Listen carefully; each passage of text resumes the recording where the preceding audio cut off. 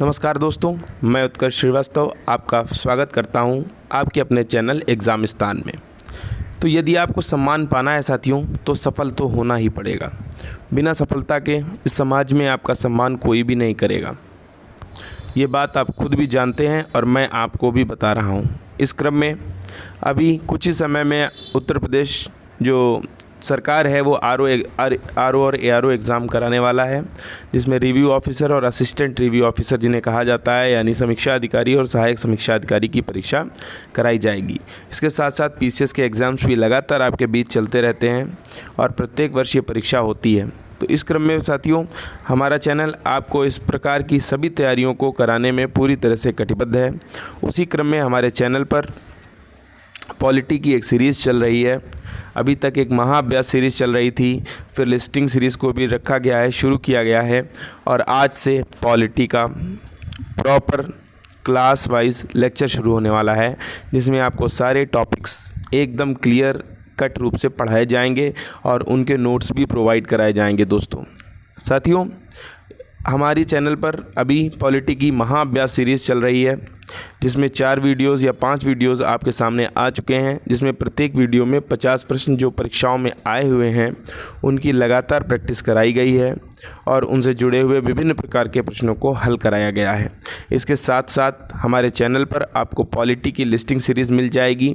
ये listing series आपको विभिन्न प्रकार की शॉर्ट ट्रिक्स के माध्यम से चीज़ों को समझाने में आपकी मदद करेगी और शॉर्ट ट्रिक्स के ज़रिए आप अच्छे चीज़ों को समझ सकते हैं और काफ़ी बड़े ब्रॉड वे में फैली हुई चीज़ों को बहुत ही शॉर्ट ट्रिक्स के माध्यम से आसानी से सीख सकते हैं। दोस्तों इसमें लोकसभा की सीटों का बंटवारा, राज्यसभा की सीटों का बंटवारा, भारत के सभी राष्ट्रपति, भारत के सभी प्रधानमंत्री और भारतीय संविधान के विदेशी स्रोत आदि दिए हैं। आप डिस्क्रिप्शन में लिंक दिया गया है, आप चाहें तो जाकर देख सकते हैं। अब हम आज की वीडियो की तरफ बढ़ते हैं दोस्तों, जिसमें पॉलिटी का फुल कवरेज है और पहले पार्ट में इसमें हिस्टोरिकल बैकग्राउंड के बारे में बात की गई है। हिस्टोरिकल बैकग्राउंड का अर्थ है ऐतिहासिक पृष्ठभूमि, यानी कैसे हमारे संविधान की जो पृष्ठभूमि थी, बैकग्राउंड था, वो डेवलप हुआ और हमारा संविधान किस तरह से लिखना शुरू हुआ और कैसे संविधान की बात शुरू हुई।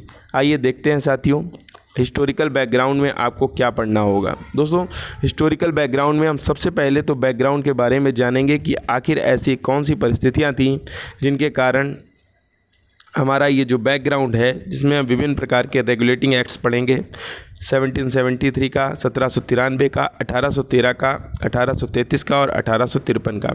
इन रेगुलेटिंग एक्ट्स को लाने की क्या ज़रूरत पड़ी, ऐसे कौन से कारण थे कि इन रेगुलेटिंग एक्ट्स को लाया गया और इनमें क्या क्या परिवर्तन हुआ और किस तरह से हमारे संविधान की पृष्ठभूमि तैयार हुई, इस चीज़ के बारे में हम देखेंगे।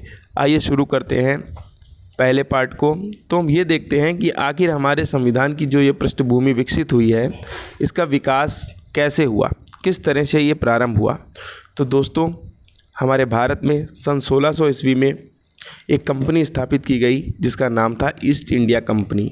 सन 1600 से लेके 1857 तक इस कंपनी ने बहुत ही बेशुमार तरीके से दौलत अर्जित की और बहुत सारे भारतीय क्षेत्रों पर अपना कब्जा भी जमाया। 1857 के बाद इसके हाथ में जो सत्ता थी वो ब्रिटिश सरकार यानी कि ब्रिटेन की जो महारानी थी, उन्होंने अपने हाथों में ले ली थी दोस्तों।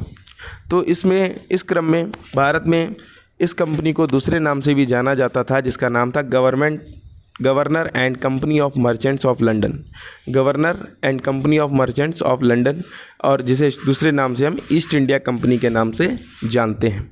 तो ब्रिटेन में ये जो कंपनी थी, जब ये व्यापार करने के लिए तैयार हुई थी, तो वहाँ पर इसे एक एक्सक्लूसिव राइट दिया गया था, ट्रेडिंग लाइसेंस चार्टर। ये एक्सक्लूसिव राइट इस तरह का था, एक्सक्लूसिव चार्टर इस तरह का था कि सिर्फ ईस्ट इंडिया कंपनी ही थी पूरे ब्रिटेन में जो भारत में आकर अपना व्यापार कर सकती थी। इसलिए कहा जाता है कि ये एक्सक्लूसिव लाइसेंस है, यानी व्यापार पर एकाधिकार। ब्रिटिश की जो ईस्ट इंडिया कंपनी थी उसका व्यापार पर भारत में एकाधिकार था। तो ये एक्सक्लूसिव लाइसेंस उसे ट्रेडिंग चार्टर के जरिए दिया गया और इस क्रम में जो ईस्ट इंडिया कंपनी थी उसने अपनी पहली फैक्ट्री सूरत में लगाई। सूरत जो कि गुजरात में पड़ता है, यहाँ पर इन्होंने अपनी पहली कंपनी स्थापित की और इस प्रकार से शुरू हुआ ईस्ट इंडिया कंपनी का करीब करीब 200 वर्ष तक राज करने का सफ़र। 200 तो ये आप देख रहे हैं, बाकी इनका सफ़र तो बहुत ही लंबा है। 19वीं शताब्दी में ख़त्म होता है, 1600 से शुरू होकर 1947 तक चलता है।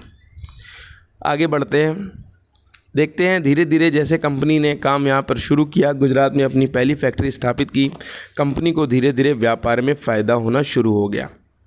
और जब कंपनी को ज़्यादा धन प्राप्त होने लगा तो जब जहाँ पर भी ज़्यादा धन होता है वहाँ पर ज़्यादा सुरक्षा की भी आवश्यकता पड़ती है। तो ज़्यादा धन प्राप्त होने से इन्होंने अपनी सेना तैयार की और सैनिकों को भारत बुलाया और भारतीय सैनिकों को भी ट्रेनिंग दी और इस तरह से सुरक्षा बलों को तैनात किया। इस प्रकार से कंपनी ने राजनीतिक और सैनिक समन्वय भी बढ़ाया, यानी राजनीति और सैनिक दोनों को समन्वित किया और भारत पर विभिन्न क्षेत्रों पर अपने कब्जे को स्थापित किया। अब धीरे धीरे चलकर समय के साथ साथ कार्य बढ़ते बढ़ते व्यापार होते होते विभिन्न प्रकार की चीज़ों को भारत से ले जाकर यूरोप में अति महंगे दाम पर बेचकर कंपनी ने बेशुमार दौलत अर्जित की और कंपनी अति शक्तिशाली हो गई, बहुत ही शक्तिशाली हो गई, टू मच पावरफुल। तो ये शक्तियाँ जब बढ़ती हैं तो दुश्मन भी बढ़ते हैं, शत्रु भी बढ़ते हैं साथियों। तो इसी क्रम में जो भारत में बंगाल एक स्टेट था, बंगाल राज्य था, प्रांत था, वहाँ के जो नवाब थे सिराजुद्दौला, उन्होंने जब देखा कि कंपनी इतना ज़्यादा व्यापार बढ़ा रही है और भारतीय क्षेत्रों पर कब्जा कर रही है, तो कंपनी और बंगाल के नवाब सिराजुद्दौला के बीच एक लड़ाई हुई सन 1757 में, जिसे हम प्लासी की लड़ाई के नाम से जानते हैं। और ये लड़ाई रॉबर्ट क्लाइव और बंगाल के नवाब सिराजुद्दौला के बीच हुई, जिसमें रॉबर्ट क्लाइव की जीत हुई और ईस्ट इंडिया कंपनी का पलड़ा और मजबूत हो गया। बंगाल पर इनकी ताकत बढ़ी और बंगाल पर इनका कब्जा भी बढ़ गया। इसी क्रम में साथियों 1757 के युद्ध के बाद धीरे धीरे पृष्ठभूमि तैयार हुई बक्सर की लड़ाई की। बक्सर की लड़ाई जो कि 22 अक्टूबर सन 1764 को हुई थी और ये दो पक्षों के बीच हुई। इन दो पक्षों में एक तरफ तो ईस्ट इंडिया कंपनी के कैप्टन मुनरो थे और दूसरी तरफ तीन बेहतरीन पार्टियां जो देश की सबसे मजबूत पार्टियां कही जाती थीं, जिनमें बंगाल के नवाब मीर कासिम, अवध के नवाब शुजाउद्दौला और मुग़ल बादशाह शाह आलम द्वितीय। मुग़ल बादशाह उस समय पर जो मुग़लों को शासन था वो काफ़ी कमज़ोर हो गया था साथियों, क्योंकि 1707 में जब औरंगज़ेब की मृत्यु हुई उसके बाद से जो उत्तर मुग़ल आए, उत्तर मुग़ल उतने शक्तिशाली नहीं थे जितने कि पूर्व मुग़ल थे। उनके पास धन की भी कमी थी और उनके बहुत सारे क्षेत्रों को ईस्ट इंडिया कंपनी ने कब्जा कर लिया था और विभिन्न प्रकार के अन्य हमले भी हो रहे थे, जैसे कि दक्कन से मराठों के हमले होते थे। और इस तरह से मुग़ल ने पाया, मुग़ल बादशाह जो शाह आलम द्वितीय इस समय पे थे बहुत कमज़ोर भी थे और बुज़ुर्ग भी हो गए थे। तो एक तरफ कैप्टन मुनरो था और दूसरी तरफ भारत की तरफ से बंगाल के नवाब मीर कासिम, अवध की तरफ से नवाब शुजाउद्दौला और मुग़ल बादशाह शाह आलम द्वितीय जो कि काफ़ी बुज़ुर्ग हो चुके थे। इन दोनों पक्षों की लड़ाई में अंग्रेज़ फिर से जीत गए, ईस्ट इंडिया कंपनी जीती, कैप्टन मुनरो ने जीत का सेहरा पहना और इस जीत के साथ साथ बिहार, बंगाल और उड़ीसा के जो दीवानी राइट्स थे, यानी दीवानी अधिकार थे, कर वसूल करने के, राजस्व वसूल करने के जो अधिकार थे बिहार, बंगाल और उड़ीसा के, वो ईस्ट इंडिया कंपनी के हाथों में पहुंच गए। दोस्तों, इतने बड़े क्षेत्र से जीतकर जो धन आया, उस धन को देखकर जो ईस्ट इंडिया कंपनी थी उसके जो कर्मचारीगण यहाँ पर कार्य कर रहे थे, गवर्नर कार्य कर रहे थे, वो इस बेशुमार दौलत को देखकर एकदम अचंभित हो गए और भ्रष्टाचार चरम सीमा पर पहुँच गया। कंपनी धीरे धीरे कर और राजस्व वसूली के अधिकार कंपनी को तो मिल ही गए थे, तो एक दौर शुरू हुआ जिसे हम कहते हैं मिसरूल, यानी कि एक ऐसा अव्यवस्थित समाज जहाँ पर लूटपाट ज़्यादा होती है, करप्शन यानी कि भ्रष्टाचार, क्राइसिस रूल स्टार्ट हो गया यहाँ पर। और इस तरह से अधिकारियों ने बहुत ही ज़्यादा भ्रष्टाचार करके अपनी जेबें भरी और कंपनी घाटे में जाने लगी साथियों। इस कंपनी के घाटे में जाने पर परिणाम ये हुआ कि सन 1769 से 73 तक बंगाल में भयंकर सूखा पड़ा और चूँकि कंपनी ने टैक्सेस इतने ज़्यादा कर दिए थे कि जो किसान थे वो अति परेशान थे और भयंकर सूखे के कारण फसलें अच्छी नहीं हुई और राशन और भोजन की किल्लत भी लोगों को हुई। इसके कारण करोड़ों लोग मारे गए साथियों, करोड़ों लोग मारे गए। फिर इसी क्रम में 1772 में कंपनी भी दिवालिया होने की कगार पर आ गई और उसके पास पैसे की किल्लत बहुत ही अधिक मात्रा में हो गई। ये दिवालिया की कगार कंपनी की थी दोस्तों, न कि इसके अधिकारियों की, क्योंकि अधिकारियों ने तो अंधाधुंध धन कमाया था। ये धन उनकी व्यक्तिगत संपत्ति में ऐड था, पर कंपनी धीरे धीरे बहुत ही बड़े लॉस में चली गई। रॉबर्ट क्लाइव नाम का जो व्यक्ति था, जो गवर्नर था, जिसके बारे में अभी आपने कुछ ही समय पहले पढ़ा था कि ये लड़ाई लड़े थे, युद्ध किया था, तो इनकी व्यक्तिगत संपत्ति करीब 4 लाख पाउंड के करीब हो गई थी। 4 लाख पाउंड साथियों, सोचिए सन 1718वीं शताब्दी में इसकी कीमत क्या होगी 4 लाख पाउंड की। इतनी जो संपत्ति थी वो रॉबर्ट क्लाइव की व्यक्तिगत रूप से हो गई थी, लेकिन कंपनी का घाटा इतना ज़्यादा बढ़ गया था कि उसे मजबूरीवश लोन लेना पड़ा और ब्रिटिश सरकार के आगे हाथ फैलाने पड़े। जब ब्रिटिश सरकार ने ये सब देखा कि कंपनी का जो भी अधिकारी भारत जाकर कुछ समय रुककर ब्रिटेन वापस आता है, इतनी बड़ी संपत्ति अर्जित करके लाता है जितनी कि यहाँ के बड़े बड़े सांसदों और विधायकों के पास भी नहीं होती, तो फिर कंपनी इतने घाटे में कैसे। ब्रिटिश सरकार से कंपनी ने 1 मिलियन पाउंड का कर्जा लिया। जब ये कर्जा लिया तो ब्रिटिश सरकार को ये समझ में आया कि कहीं ना कहीं भारत में ईस्ट इंडिया कंपनी, जिसको एक्सक्लूसिव राइट्स दिए गए थे, स्वयं व्यापार करने के अधिकार दिए गए थे, वो बहुत ही बड़े स्तर पर भ्रष्टाचार में लीन है। और इस क्रम में बैकग्राउंड शुरू हुआ भारतीय संविधान में जिन रेगुलेटिंग एक्ट्स को आप पढ़ते हैं, उनको पढ़ने जा रहे हैं उनका।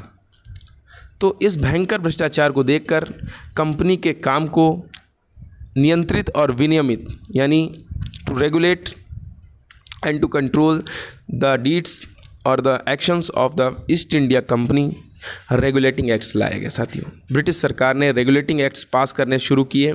ये रेगुलेटिंग एक्ट्स कंटिन्यूसली इस तरह से लागू किए जाने थे, प्रारंभ किए जाने थे, जो कंपनी पर लगातार नज़र रखें और ब्रिटिश सरकार को कंपनी के प्रत्येक कार्य की सूचना ब्रिटिश पार्लियामेंट को या ब्रिटिश सरकार तक पहुंचाने का कार्य करें। रेगुलेटिंग एक्ट्स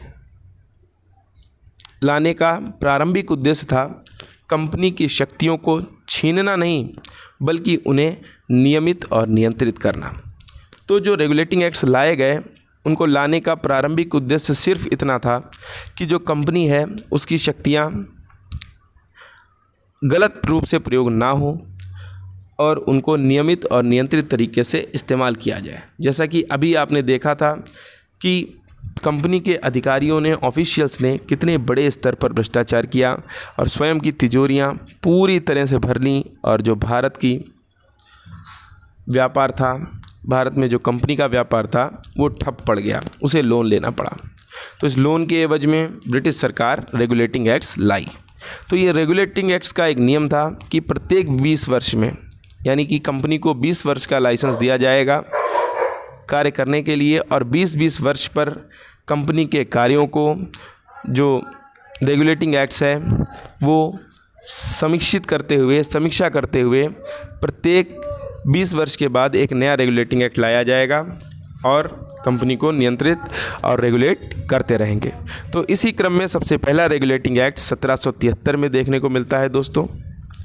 1773 के बाद दूसरा रेगुलेटिंग एक्ट 20 साल बाद 1793 में, उसके 20 साल बाद 1813 में, उसके 20 साल बाद 1833 में, और फिर अंतिम रेगुलेटिंग एक्ट जो आपको देखने को मिलेगा वो 1853 में मिलेगा। दोस्तों, एग्ज़ामिस्तान पर आप ये पढ़ रहे हैं, अगर आपको चीज़ें समझ में आ रही हों तो आप वीडियो को लाइक कर सकते हैं, साथियों के साथ शेयर कर सकते हैं और चैनल को सब्सक्राइब कर सकते हैं।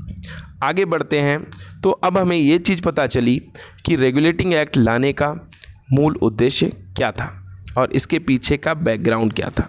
अगर हम मुख्य बैकग्राउंड के रूप में देखें तो जो कंपनी के, ईस्ट इंडिया कंपनी के ऑफिशियल्स थे, उनका भ्रष्टाचार, उनका जो करप्शन था, उनका जो मिसरूल था, उनका जो अनकंट्रोलेबल बिहेवियर था, जो वो सोचते थे कि हमें कोई कंट्रोल ही नहीं कर सकता, जितना धन चाहें उतनी उगाही कर सकते हैं। किसानों को, कारीगरों को, व्यापारियों को, सबको इन्होंने बहुत प्रताड़ित किया, जिसका परिणाम देखने को मिला। ब्रिटिश सरकार ने रेगुलेटिंग एक्ट्स लाकर खड़े कर दिए कंपनी के ऊपर। इस क्रम में अब हम जब आगे देखेंगे तो हम पहला रेगुलेटिंग एक्ट 1773 देखने से पहले हम जरा समझेंगे कि आखिर जो British East India Company Bharat आई उसकी संरचना क्या थी, किस तरह से ईस्ट इंडिया कंपनी का गठन किया गया था और उसमें कौन कौन किस किस पद पर था और क्या कार्य होते थे। तो हमें आगे समझने में बहुत आसानी रहेगी दोस्तों। तो सबसे पहले हम देखते हैं ईस्ट इंडिया कंपनी जो थी उस पर सर्व प्रमुख शासन तो क्वीन एलिजाबेथ का था, क्योंकि ये ब्रिटेन की रानी थी, तो सभी कुछ इनके अंडर में था। इसके अंडर में ब्रिटिश ईस्ट इंडिया कंपनी जो आई थी उसके लिए एक जनरल कोर्ट होता था। जनरल कोर्ट नाम दिया गया था उन व्यक्तियों के समूहों को या उन प्रोप्राइटर्स और शेयर होल्डर्स के समूहों को जिनका इस कंपनी की स्थापना में शेयर होल्डिंग था, यानी कि इन्वेस्टमेंट था, असली मालिक भी थे।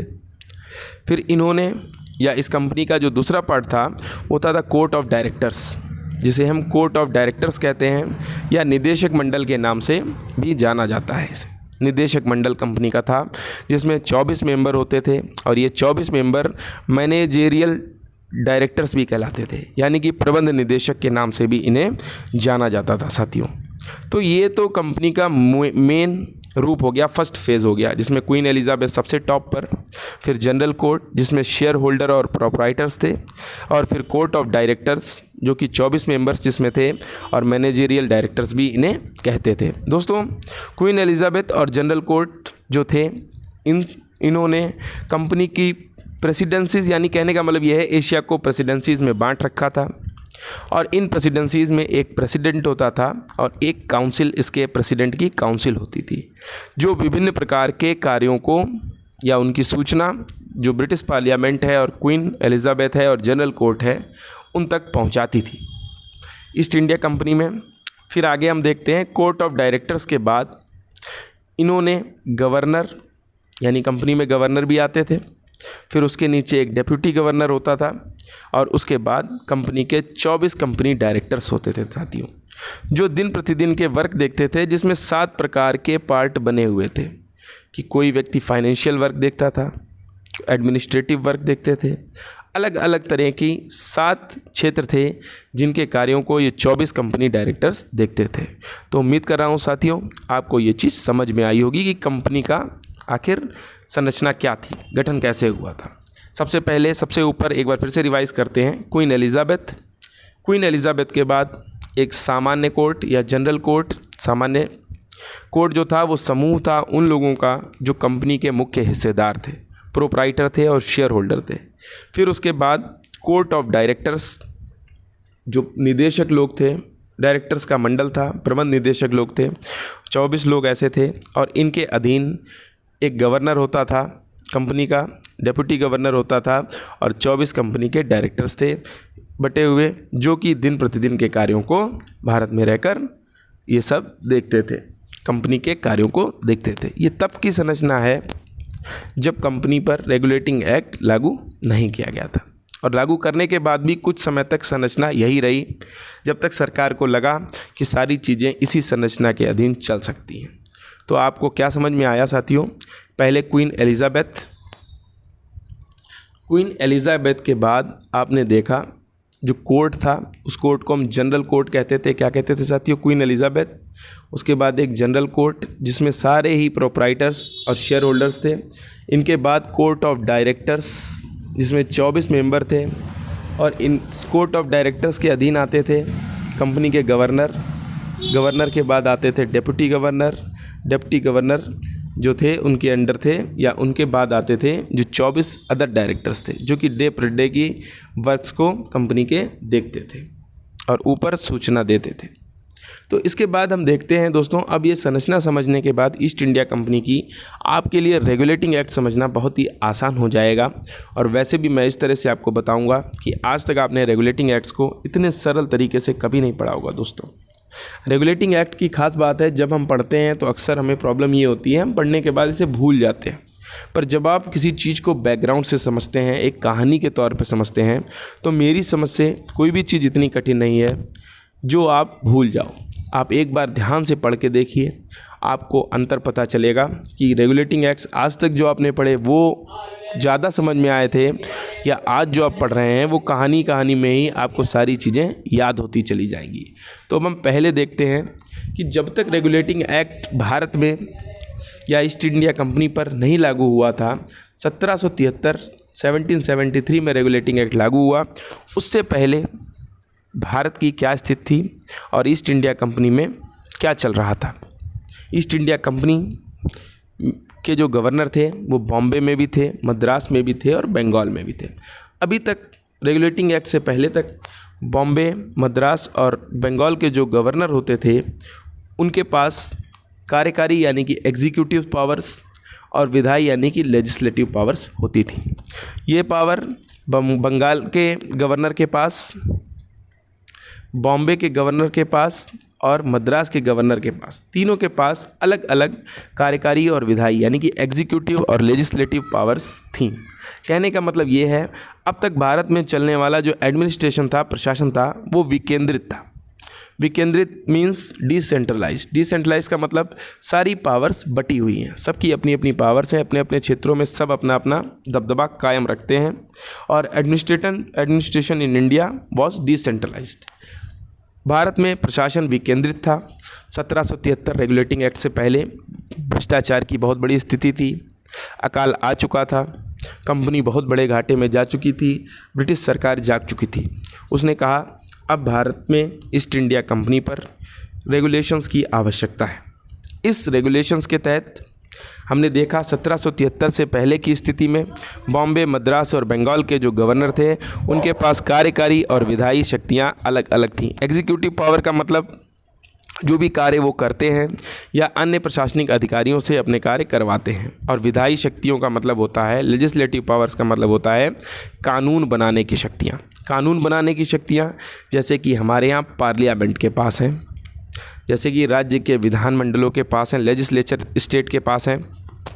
ये लेजिस्लेटिव पावर्स होती हैं जिनमें विभिन्न प्रकार के कानून बनाए जा सकते हैं। तो अब तक बॉम्बे, मद्रास और बंगाल के गवर्नर अपने नियम कानून स्वयं बना सकते थे, पर 1773 का रेगुलेटिंग एक्ट आते ही साथियों इन शक्तियों में कुछ बदलाव हुआ।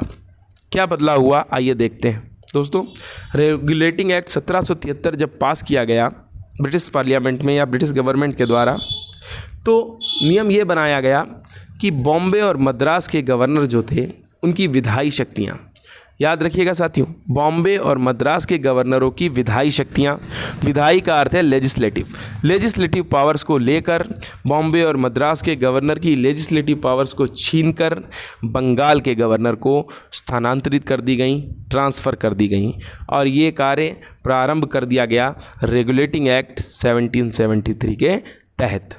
याद रखिएगा साथियों, ये शक्तियाँ जो ट्रांसफ़र की गई वो विधायी थीं, ना कि कार्यकारी। विधायी यानी कि लेजिस्लेटिव पावर्स थी but not the executive powers. आइए एक बार इस मैप में समझ लेते हैं इस चीज़ को। कहने का मतलब ये था, अब तक बॉम्बे और मद्रास के गवर्नर के पास कार्यकारी विधायी शक्तियाँ थीं। इनकी विधायी शक्तियों को लेकर बंगाल के गवर्नर को दे दिया गया, यानी कानून बनाने की शक्तियां जो थीं वो बॉम्बे और मद्रास के गवर्नर से लेकर बंगाल के गवर्नर को दे दी गई। एग्जीक्यूटिव पावर सिर्फ रह गई बॉम्बे और मद्रास के गवर्नर के पास। साथियों, आप सोचिए, आपको एक तरफ 5 करोड़ रुपए मिल रहे हों और एक तरफ कानून बनाने की शक्ति मिल रही हो, आप अपनी ध्यान लगा के बताइए किसे चुनेंगे। जो साथी रुपए चुनना चाहते हैं वो रुपए चुन सकते हैं, और जो कानून बनाने की शक्ति चुनना चाहते हैं वो कानून बनाने की शक्ति चुन सकते हैं। अगर आपने पैसे चुने हैं तो आपकी जो शक्तियां हैं वो आने वाले समय में आपके पैसे बेकार होने वाले हैं। ऐसा क्यों? क्योंकि हज़ारों करोड़ की संपत्ति वाले लोग भी 8 नवंबर सन 2016 को जब मोदी जी ने घोषणा की कि जो 500 के और 1000 के नोट हैं वो अब चलन में नहीं रहेंगे, तो हज़ारों करोड़ रुपए सिर्फ कानून बनाने वाली शक्ति के सामने डूब गए साथियों। तो कानून बनाने की शक्ति सबसे बड़ी शक्ति होती है और वही शक्ति बॉम्बे और मद्रास के गवर्नर से छीनकर बंगाल के गवर्नर को दे दी गई साथियों। यानी अब तक शक्तियाँ विकेंद्रित थीं, अब शक्तियों को केंद्रित किए जाने की ये पहली शुरुआत थी, पहला कदम था। तो अगर पूछा जाए, प्रश्न अक्सर आता रहता है कि प्रशासन के केंद्रीकरण का पहला स्टेप कब लिया गया, तो 1773 का जो रेगुलेटिंग एक्ट था वो प्रशासन के केंद्रीकरण के प्रथम स्टेप के रूप में जाना जाता है। That is the first step of centralization of administration in India. प्रथम स्टेप है केंद्रीकरण के प्रशासन के भारत में। फिर पहली चीज़ तो ये हो गई कि भारत में जो बंगाल, मद्रास और बॉम्बे के गवर्नर थे उनकी शक्तियों में बदलाव आया। फिर दूसरी चीज़ हुई, अब जो बंगाल का गवर्नर था, चूँकि उसकी पावर भी बढ़ा दी गई थी, जो भी लेजिस्लेटिव पावर थी, विधायी शक्तियाँ थीं बॉम्बे और मद्रास के गवर्नर की, वो बंगाल के गवर्नर को दे दी गई थी। और अब उसका नाम भी बदल दिया गया था, उसका नाम बदल कर रख दिया गया था गवर्नर जनरल ऑफ बंगाल, यानी बंगाल का गवर्नर जनरल। अभी तक सिर्फ गवर्नर थे, अब गवर्नर जनरल हो गए, तो नाम हो गया गवर्नर जनरल ऑफ बंगाल कहा जाने लगा। इस पद पर पहली बार आसीन हुए वॉरेन हेस्टिंग्स। तो जो वॉरेन हेस्टिंग्स थे वो पहले गवर्नर जनरल बने बंगाल के, या first governor general of Bengal was Warren Hastings. Warren Hastings ने पहली बार पद संभाला गवर्नर जनरल ऑफ बंगाल का। तो पहली दो चीज़ें हमने देखी, 1773 का जो रेगुलेटिंग एक्ट आया उसमें दो चीज़, पहली चीज़ क्या देखी, जो बॉम्बे और मद्रास के गवर्नर थे उनकी जो विधायी शक्तियाँ थीं, यानी जो लेजिस्लेटिव पावर्स थीं, वो बंगाल के गवर्नर जनरल को ट्रांसफ़र कर दी गई थी, या बंगाल के गवर्नर को ट्रांसफ़र कर दी गई थी। और दूसरा काम जो हुआ, बंगाल का जो गवर्नर था उसको नाम वर्तमान समय में दे दिया गया, यानी समकालीन समय में दे दिया गया governor general of Bengal, governor general of Bengal. और इसी के साथ साथ जो बॉम्बे और मद्रास के गवर्नर थे उनको बंगाल के गवर्नर जनरल के अधीन कर दिया गया, अंडर में कर दिया गया साथियों। तो प्रशासन के केंद्रीकरण का पहला स्टेप था, बंगाल के गवर्नर को बंगाल का गवर्नर जनरल कहा जाने लगा और वॉरेन हेस्टिंग्स पहले गवर्नर जनरल बंगाल के बन गए दोस्तों। फिर रेगुलेटिंग एक्ट 1773 में बॉम्बे और मद्रास के गवर्नरों की विधायी शक्तियाँ बंगाल के गवर्नर को स्थानांतरित करना प्रारंभ कर दिया गया। तो याद रखिएगा, ये शक्तियाँ विधायी थीं न कि कार्यकारी या एग्जीक्यूटिव। अब हम बढ़ते हैं अगले पेज की तरफ, जिसमें बताया गया कि बंगाल का जो गवर्नर जनरल बना था उसकी मदद के लिए 4 सदस्यों की एक एग्जीक्यूटिव काउंसिल या कार्यकारी परिषद का गठन किया गया। 4 सदस्यीय कार्यकारी परिषद, 4 मेंबर्ड एग्जीक्यूटिव काउंसिल गठित की गई। किसके लिए? गवर्नर जनरल की सहायता के लिए, जो कि विधायी कार्य भी कर सकती थी, विधायी कार्य कर सकती थी। यानी वो गवर्नर जनरल की एग्जीक्यूटिव काउंसिल थी और वो लेजिस्लेटिव वर्क्स भी परफॉर्म कर सकती थी, मतलब कानून बनाने में गवर्नर जनरल की मदद कर सकती थी। 4 सदस्यों की एग्जीक्यूटिव काउंसिल गठित की गई गवर्नर जनरल के लिए। अब मद्रास और बम्बई के जो गवर्नर थे वो बंगाल के गवर्नर जनरल के अधीन भी हो गए थे, जो पहले एक दूसरे से अलग थे और समकक्षी थे, यानी एक बराबर पावर रखते थे। लेकिन अब मद्रास और बम्बई के गवर्नर बंगाल के गवर्नर जनरल के अधीन हो गए थे साथियों। उम्मीद कर रहा हूँ बहुत ही प्यार से समझा रहा हूँ, आपको सारी चीज़ें समझ में आ रही होगी। आप चाहें तो धीरे धीरे नोट्स बना सकते हैं और 1-2 बार वीडियो को देखकर बहुत ही अच्छे से समझ सकते हैं। प्लीज़ अगर अच्छा लग रहा हो तो वीडियो को लाइक कर सकते हैं, बार बार कहना अच्छा नहीं लगता है। मेरा शौक़ पढ़ाना है, मैं पढ़ाता रहूँगा। आपका काम है, अगर आपको पसंद आता है आप चैनल को सब्सक्राइब करिए, वीडियो को लाइक करिए, ठीक है ना साथियों। आगे बढ़ते हैं। तो अगला काम ये हुआ कि कंपनी के जो कोर्ट ऑफ डायरेक्टर्स थे, हमने अभी देखा था कोर्ट ऑफ डायरेक्टर्स जो थे वो जनरल कोर्ट के नीचे थे, उसमें 24 मेंबर थे। उन्हें मैनेजीरियल डायरेक्टर भी कहते थे या प्रबंध निदेशक भी कहा जाता था। कोर्ट ऑफ डायरेक्टर पर ब्रिटिश सरकार का नियंत्रण अब सशक्त हो गया था, यानी सख्त हो गया था।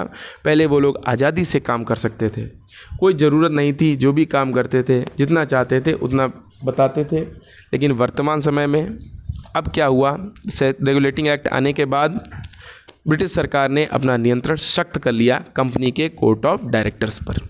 अब कंपनी के डायरेक्टर्स को भारत में इसके सभी राजस्व यानी कि रेवेन्यू, नागरिक यानी कि सिविल और सैन्य यानी कि मिलिट्री, जो भी मामले होते थे, मैटर्स होते थे, उनकी जानकारी ब्रिटिश सरकार को देनी ही पड़ती थी और ये जानकारी देना अनिवार्य कर दिया गया साथियों। ईस्ट इंडिया कंपनी के लिए कंपनी के डायरेक्टर्स को देनी पड़ती थी ये जानकारी। दोस्तों, एक बार हम सारी चीज़ें फिर से देखते हैं। आइए पीछे वाले पेज पर चलकर कि रेगुलेटिंग एक्ट 1773 आने से क्या हुआ। सबसे पहली चीज़, बॉम्बे मद्रास के जो गवर्नर थे उनकी विधायी शक्तियाँ उठाकर बंगाल के गवर्नर को ट्रांसफ़र करी गई और बंगाल विधायी शक्तियाँ थीं, कार्यकारी नहीं। बंगाल के गवर्नर को नाम दे दिया गया बंगाल का गवर्नर जनरल या गवर्नर जनरल ऑफ बंगाल, और वॉरेन हेस्टिंग्स पहले गवर्नर जनरल बंगाल के बन गए। इस तरह से साथियों, प्रशासन के केंद्रीकरण का पहला स्टेप था, क्योंकि इससे पहले हमने देखा था जो भारत में प्रशासन था ईस्ट इंडिया कंपनी का वो विकेंद्रित था या डिसेंट्रलाइज था, but this was the first step towards the centralization of administration in India. साथियों, तो आगे क्या हुआ, गवर्नर जनरल की सहायता के लिए 4 सदस्य की एक कार्यकारी परिषद बनाई गई, 4 मेंबर एग्जीक्यूटिव काउंसिल बनाई गई, जो कि लेजिस्लेटिव वर्क्स भी परफॉर्म कर सकती थी। अब मद्रास और बम्बई के गवर्नर जो थे वो बंगाल के गवर्नर जनरल के अधीन हो गए, जो कि पहले एक दूसरे से अलग अलग हुआ करते थे।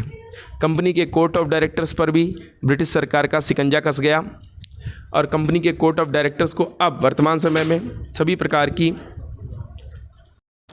तो अब कंपनी के कोर्ट ऑफ डायरेक्टर्स को, जो डायरेक्टर्स थे कंपनी के, उनको इनकी जो भी रेवेन्यू से रिलेटेड, रेवेन्यू यानी कि जो भी राजस्व ये पाएंगे, अर्जित करेंगे, आर्मी से रिलेटेड, ये सारे जो मैटर्स थे, नागरिक यानी कि सिविल से रिलेटेड, तो रेवेन्यू से रिलेटेड, सिविल से रिलेटेड और मिलिट्री से रिलेटेड जो भी मैटर्स हैं वो सभी ब्रिटिश पार्लियामेंट में या ब्रिटिश गवर्नमेंट को सूचना देने की आवश्यकता बना दी गई, बाध्यता कर दी गई कि अब आप अपनी मर्ज़ी से सारी चीज़ों को भारत में नहीं चलाएंगे और जो भी रेवेन्यू आप कलेक्ट करेंगे या जो भी आप सिविल मैटर्स होंगे या जो भी मिलिट्री के मैटर्स होंगे उनको ब्रिटिश गवर्नमेंट को बताएंगे और वहाँ तक अपनी बात को रखेंगे, जिससे कि ब्रिटिश गवर्नमेंट आगे कभी भी दोबारा 1773 जैसी प्रॉब्लम को फेस ना कर पाए। आगे बढ़ते हैं साथियों। तो इतनी चीज़ें रेगुलेटिंग एक्ट 1773 में आपको समझ में आई होंगी। इसके अलावा रेगुलेटिंग एक्ट में क्या बताया गया कि कंपनी के जो भी कर्मचारी भारत में निजी व्यापार करते हैं या निजी व्यापार करते हैं और भारत में लोगों से उपहार लेते हैं, वो सब अब बंद कर दिया गया। दैट मीन्स नो गिफ्ट्स और नो फ्रीबीज, नो पर्सनल या इंडिविजुअल बिजनेस। तो आप काम करने आए हैं, कर्मचारी हैं, तो स्वयं का निजी व्यापार नहीं कर सकते और भारतीय लोगों से उपहार और रिश्वत भी नहीं ले सकते। ये भी चीज़ प्रतिबंधित कर दी गई, रिस्ट्रिक्ट कर दी गई। फिर अगला रेगुलेटिंग एक्ट 1773 के ही अंतर्गत 1774 में एक उच्चतम न्यायालय या सुप्रीम कोर्ट का भी स्थापना किया गया था, जो कि कलकत्ता में था। और कलकत्ता में इस तरह से पहले रेगुलेटिंग एक्ट 1773 के तहत एक उच्चतम न्यायालय की स्थापना की गई, जिसमें एक मुख्य न्यायाधीश थे और उनका नाम था एलिजा एम्पे और उनके साथ 3 अन्य न्यायाधीश भी थे। ये न्यायाधीश का नाम पूछा जा चुका है साथियों। जो भारत में 1773 के तहत कलकत्ता में सुप्रीम कोर्ट गठित की गई थी, उसके मुख्य न्यायाधीश का क्या नाम था? एलिजा एम्पे। क्या नाम था साथियों? एलिजा एम्पे। परंतु लेकिन जो ये रेगुलेटिंग एक्ट के तहत बनाया गया सुप्रीम कोर्ट, वो कंपनी के अधीन ही रखा गया। अधीन का मतलब है कि ये कंपनी के ऊपर बहुत ज़्यादा केसेस या कोई भी फैसला नहीं सुना सकते थे, कंपनी के ऑफिशियल्स को ऑर्डर भी नहीं कर सकते थे और कंपनी के ऊपर प्रेशर भी नहीं डाल सकते थे। तो इस तरह से ये रेगुलेटिंग एक्ट 1773 आपको समझ में आया होगा दोस्तों। एक बार हम इसकी जो महत्वपूर्ण बातें हैं फिर से रिवाइज़ कर लेते हैं। बहुत ही सरल लगेगा क्योंकि आपने बेसिक समझ लिया है, बैकग्राउंड क्या था समझ लिया है। 1773 के पहले की स्थिति क्या थी? बॉम्बे में एक गवर्नर थे जिनके पास कार्यकारी और विधायी शक्तियाँ थीं। मद्रास में एक गवर्नर हुआ करते थे जिनके पास भी कार्यकारी और विधायी शक्तियाँ थीं। बंगाल में भी एक गवर्नर थे जिनके पास विधायी और कार्यकारी शक्तियाँ थीं। अचानक से पहले हमें ये पता चला भारत में प्रशासन विकेंद्रित था, डिसेंट्रलाइज था, सबके पास अपनी अपनी शक्तियाँ थीं, शक्तियाँ बटी हुई थीं, फैली हुई थीं। लेकिन अचानक से जब किसी चीज़ की अति हो जाती है तो फिर तो बदलाव आना ही पड़ता है। तो जब अति हो गई भारत में भी इसी तरह से ईस्ट इंडिया कंपनी की, तो ब्रिटिश गवर्नमेंट ने अपना कदम रखे और 1773 का रेगुलेटिंग एक्ट लाया। उसके अंतर्गत जो बॉम्बे और मद्रास के गवर्नर थे, उनकी जो लेजिस्लेटिव पावर्स थी, विधायी शक्तियाँ थीं, उनको उठाकर ट्रांसफ़र करना शुरू कर दिया सीधे बंगाल के गवर्नर को। बंगाल के गवर्नर का नाम बदलकर बंगाल का गवर्नर जनरल रख दिया, गवर्नर जनरल ऑफ बंगाल कर दिया। वॉरेन हेस्टिंग्स वो पहले व्यक्ति बने जो कि गवर्नर जनरल ऑफ बंगाल का पद जिन्होंने लिया। इसके साथ साथ भारत में सेंट्रलाइजेशन यानी कि प्रशासन के केंद्रीकरण का पहला स्टेप बना रेगुलेटिंग एक्ट 1773। इसके बाद गवर्नर जनरल को काम करने के लिए एक 4 सदस्यीय एग्जीक्यूटिव काउंसिल यानी कार्यकारी परिषद को भी दी गई, जो कि एग्जीक्यूटिव वर्क के साथ साथ लेजिस्लेटिव यानी कि विधायी कार्य भी कर सकता था। अब मद्रास और बम्बई के जो गवर्नर थे वो बंगाल के गवर्नर जनरल के अधीन हो गए साथियों, और वो पहले तो एक दूसरे के समकक्षी थे, लेकिन अब वो दोनों अधीन हो गए। इसके बाद कंपनी में जो कोर्ट ऑफ डायरेक्टर नाम का एक संगठन देखा आपने, समूह देखा था, उस पर ब्रिटिश सरकार ने अपना जो शिकंजा था वो कस लिया, और अब कंपनी के कोर्ट ऑफ डायरेक्टर्स जो थे उनको भारत में होने वाले ईस्ट इंडिया कंपनी के सभी प्रकार के राजस्व के जो भी कलेक्शन था, सिविल मैटर्स थे, मिलिट्री मैटर्स थे, इनकी सूचना प्रॉपरली ब्रिटिश गवर्नमेंट को देनी होती थी दोस्तों। इसके साथ साथ कंपनी के कर्मचारियों को निजी व्यापार करने से रोक लगा दी गई। वो किसी से किसी प्रकार का उपहार नहीं ले सकते थे, इस पर रोक लगा दी गई। रेगुलेटिंग एक्ट 1773 के ही अंतर्गत 1774 में कलकत्ता में एक हाई सुप्रीम कोर्ट की स्थापना की गई, जिसके मुख्य न्यायाधीश 1 और 3 अन्य न्यायाधीश थे, और जो पहले मुख्य न्यायाधीश इसमें थे उनका नाम सर एलिजा एम्पे था। लेकिन ये कंपनी के ऊपर नहीं थे साथियों, ना ही कंपनी के ऑफिशियल्स को ऑर्डर कर सकते थे। उम्मीद कर रहा हूँ आपको रेगुलेटिंग एक्ट 1773 बिल्कुल क्लियरली समझ में आ गया होगा दोस्तों। फिर अब रेगुलेटिंग एक्ट में कुछ कमियाँ भी थीं, और रेगुलेटिंग एक्ट को चूँकि इतनी बड़ी संख्या में, इतनी बड़ी भारी मात्रा में भ्रष्टाचार फैला हुआ था, तो कोई भी ऑफिशियल नहीं चाहेगा कि हमारी इतनी बड़ी अर्निंग बंद हो जाए। तो अर्निंग बंद हो जाए, लेकिन गवर्नमेंट ने तो रेगुलेटिंग एक्ट लगा ही दिया था।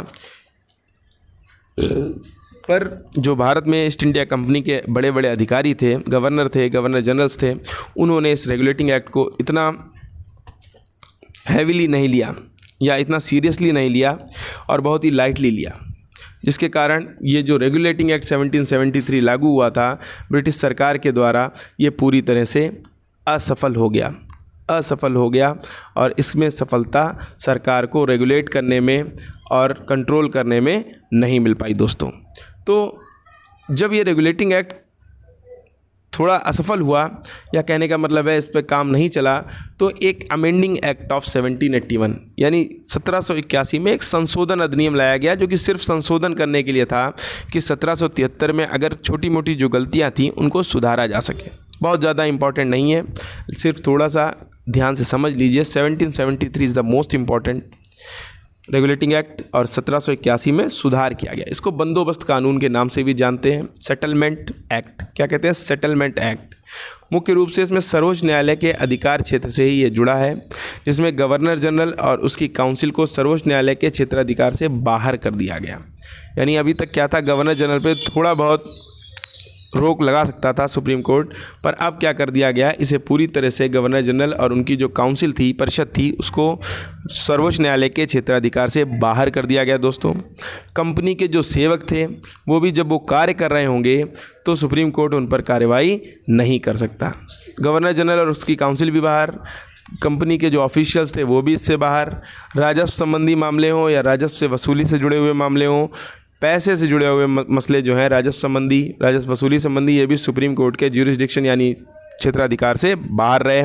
कलकत्ता के जो सभी जो सामान्य निवासी हैं वो सुप्रीम कोर्ट के न्याय क्षेत्र के अंतर्गत आते थे। हिंदू मामले में हिंदू कानून से इन्हें निपटारा करना था, और मुस्लिम मामले में मुस्लिम कानून से। अभी आपने देखा यूनिफॉर्म सिविल कोड की बहुत ज़्यादा तरीके से बात हो रही है, आर्टिकल 43, इसमें पढ़ेंगे हम आप इस चीज़ को पूरे अच्छे तरीके से। तो ये यूनिफॉर्म सिविल कोड कहीं ना कहीं हिंदू मामले हिंदू कानून से और मुस्लिम मामले मुस्लिम कानून से निपटने से ही संबंधित है। जब सारे कानून एक हो जाएं तो उसे कहेंगे यूनिफॉर्म सिविल कोड, चाहे वो हिंदू का, मसला हो या मुस्लिम का मसला हो, वो एक ही कानून के ज़रिए यानी भारतीय संविधान के ज़रिए उसका हल निकाला जाए। तो यूनिफॉर्म सिविल कोड कहीं ना कहीं इसी प्रकार से जुड़ा हुआ है। हम लोग डिटेल में पढ़ेंगे साथियों। अभी हमने देखा अमेंडिंग एक्ट ऑफ 1781 यानी 1781 का संशोधन अधिनियम। इसमें क्या क्या संशोधन किया गया, ये मुख्य रूप से सुप्रीम कोर्ट से जुड़ा है। जो गवर्नर जनरल उनकी काउंसिल थी उनको सुप्रीम कोर्ट के ज्यूरिसडिक्शन से बाहर कर दिया। कंपनी के कर्मचारियों को काम के दौरान जब वो कार्य कर रहे हो तो कार्यवाही से बाहर। राजस्व संबंधी मामले थे, जो राजस्व वसूली से जुड़े मामले थे, वो भी सुप्रीम कोर्ट के ज्यूरिसडिक्शन से बाहर थे। कोलकाता के सभी क्षेत्र के जो निवासी थे वो कोर्ट के मामले के अंदर थे, क्षेत्राधिकार के भीतर थे। हिंदू मामले हिंदू कानून से, मुस्लिम मामले मुस्लिम कानून से निर्णय लिए जाएं, ऐसा कहता है ये अमेंडिंग एक्ट ऑफ 1781, जिसे सेटलमेंट एक्ट या बंदोबस्त कानून के नाम से जाना जाता है। तो अब तक हमने साथियों 1773 का रेगुलेटिंग एक्ट देख लिया है। इसके पीछे का पूरा बैकग्राउंड देख लिया है कि किस प्रकार से कंपनी भारत आई, किस प्रकार से इन्होंने बक्सर की लड़ाई लड़ी, किस प्रकार से प्लासी की लड़ाई लड़ी, और बिहार, बंगाल और उड़ीसा के जो दीवानी राइट्स थे वो पा गए। और वो पाने के बाद अथाह बेशुमार दौलत देखने के बाद इन लोगों के दिमाग बिल्कुल कंफ्यूज हो गए और अपनी अपनी तिजोरियां भरने के चक्कर में ये कंपनी में काम जिसमें करने आए थे उसमें भूल गए। कंपनी बहुत बड़े लॉस में चली गई और जिसके कारण उसी समय समकालीन समय पर बंगाल में भी 1769 से 73 के बीच या 72 के बीच बहुत बड़ा अकाल आया। 1773 या 72-73 में ही कंपनी भी दिवालिया होने की कगार पर आ गई और कंपनी को लेना पड़ा ब्रिटिश गवर्नमेंट से लोन 1 मिलियन पाउंड का, जिसके ज़रिए एंट्री हुई ब्रिटिश गवर्नमेंट की। जब ब्रिटिश गवर्नमेंट एंट्री कर रही है तो ये देख रही है कि इतनी बड़ी बेशुमार दौलत कमाने के बावजूद भी हमारी कंपनी जो है वो घाटे में कैसे चल रही है। इसी बात को ध्यान में रखते हुए ब्रिटिश गवर्नमेंट रेगुलेटिंग एक्ट्स लाई, जिनको प्रत्येक 20 वर्ष बाद दोबारा उनकी समीक्षा की जानी थी। और इस क्रम में 73, 93, 13, 33 और 53 में रेगुलेटिंग एक्ट्स आए। 1773 का रेगुलेटिंग एक्ट हमने अभी देखा। 1773 का रेगुलेटिंग एक्ट जो था उसे आइए एक बार साथियों रिवाइज़ कर लेते हैं फिर से। देखिए, पढ़ने के लिए ये मत सोचिए कि बहुत टाइम लग रहा है। जब चीज़ें समझ में आएंगी तो आपका समय सदुपयोगी होगा। दैट मीन्स कि योर टाइम की जो वैल्यू है वो तभी आएगी जब आप चीज़ों को देखें और समझ सकें। आप किसी चीज़ में 5 घंटे लगाएं और वो चीज़ आपको समझ में ना आए तो बिल्कुल बेकार है। लेकिन अगर आप 2 घंटे दे रहे हैं प्रॉपरली और वो चीज़ आपको कहानी के तौर पे समझ में आ रही है तो इससे बेस्ट कुछ नहीं हो सकता दोस्तों, जहाँ तक मैं समझता हूँ। 1773 का रेगुलेटिंग एक्ट आया। बॉम्बे, मद्रास के गवर्नर की जो पावर्स थी, लेजिस्लेटिव पावर्स वो उठाकर ट्रांसफ़र कर दी गई बंगाल के गवर्नर को। इनको नाम दे दिया गया गवर्नर जनरल ऑफ बंगाल। पहली बार वॉरेन हेस्टिंग्स साहब आए, जिन्होंने गवर्नर जनरल ऑफ बंगाल का पद धारण किया। गवर्नर जनरल ऑफ बंगाल के अधीन हो गए बॉम्बे और मद्रास के गवर्नर्स, यानी कि जो पहले एक जैसे थे, एक समान थे, वो अब उनमें से कुछ लोग अधीन हुए। इसके बाद गवर्नर जनरल बनने के बाद 4 सदस्यों की इन्हें एक एग्जीक्यूटिव काउंसिल दी गई, जिसके ज़रिए ये एग्जीक्यूटिव वर्क तो कर ही सकते थे, साथ ही साथ लेजिस्लेटिव वर्क भी कर सकते थे। मद्रास और बम्बई के गवर्नर बंगाल गवर्नर जनरल के अधीन हो गए। कंपनी में जो कोर्ट ऑफ डायरेक्टर्स थे उन पर ब्रिटिश सरकार का शिकंजा कस गया। कंपनी के डायरेक्टर्स को भारत में इनका जो राजस्व था, नागरिक मामले थे या जो मिलिट्री मामले थे, उनकी सूचना ब्रिटिश गवर्नमेंट को देनी पड़ी। इसके साथ साथ 1773 के बाद से कंपनी के कर्मचारियों को रिश्वत लेना, घूस लेना, उपहार लेना, तोहफे लेना और निजी व्यापार करना, इन सब चीज़ों पर प्रतिबंध भी लग गया। रेगुलेटिंग एक्ट 1773 कहता है कि 1774 में कलकत्ता में एक सुप्रीम कोर्ट की स्थापना की गई, जो कि बहुत ज़्यादा पावरफुल नहीं था, पर उसमें एक मुख्य न्यायाधीश था और 3 अन्य न्यायाधीश थे। मुख्य न्यायाधीश सर एलिजा एम्पे थे, परंतु ये कंपनी के ऊपर नहीं थे, ना ही कंपनी के ऑफिशियल्स को ऑर्डर कर सकते थे। तो इस तरह से 1773 का रेगुलेटिंग एक्ट कंपनी लाई पर विफल हुआ। 1781 में अमेंडिंग एक्ट आया, जिसे हम बंदोबस्त कानून कहते हैं। यह मुख्य रूप से सुप्रीम कोर्ट से जुड़ा हुआ है। इसमें तो और भी छूट दे दी गई। कहा गया गवर्नर जनरल और उनकी काउंसिल सुप्रीम कोर्ट के अधिकार क्षेत्र से बाहर। गवर्नर जनरल कंपनी के सेवक भी कार्य के दौरान अधिकार क्षेत्र से सुप्रीम कोर्ट के बाहर। राजस्व संबंधी मामले जो थे या राजस्व की वसूली के जो मामले थे वो भी सुप्रीम कोर्ट उस पर कोई निर्णय नहीं दे सकता था। कलकत्ता के सभी निवासी सुप्रीम कोर्ट के न्याय क्षेत्र के अंतर्गत आते थे। हिंदू मामले हिंदू कानून से और मुस्लिम मामले मुस्लिम कानून से सुधारे जाने की बात साथियों कही गई। इसके बाद पिट्स इंडिया एक्ट आता है, लेकिन इसको हम जो है अगले वीडियो में देखेंगे, क्योंकि वीडियो मतलब बरका हो गया है और आप इस वीडियो को एक बार ध्यान से देख सकते हैं, समझ सकते हैं। और अगर हमारे पढ़ाए हुए तरीके आपको पसंद आ रहे हैं, आप हमारे वीडियो को लाइक कर सकते हैं, अपने साथियों के साथ बड़े ही प्यार से खुशी खुशी शेयर कर सकते हैं और हमारे चैनल को सब्सक्राइब कर सकते हैं। अगला जो पार्ट है वो आपको जल्द ही मिल जाएगा और इसके बाद हम 1784 का पिट्स इंडिया एक्ट पढ़ने वाले हैं, जिसमें ये बताएंगे कि कैसे ब्रिटिश सरकार भी कंपनी को जवाब देगी। कंपनी ने जिस तरह से रेगुलेटिंग एक्ट 1773 नहीं माना, ब्रिटिश गवर्नमेंट और कंपनी के बीच ये टॉम एंड जेरी का गेम देखेंगे और कैसे आखिरकार ब्रिटिश गवर्नमेंट जीतने में कामयाब हो जाती है और सरकार का दबदबा ईस्ट इंडिया कंपनी पर कायम हो जाता है। ये देखेंगे अगले वीडियो में दोस्तों। तब तक के लिए मैं उत्कर्ष श्रीवास्तव आप सभी से विदा लेता हूँ। मिलते हैं अगले वीडियो में। जय हिंद, जय भारत।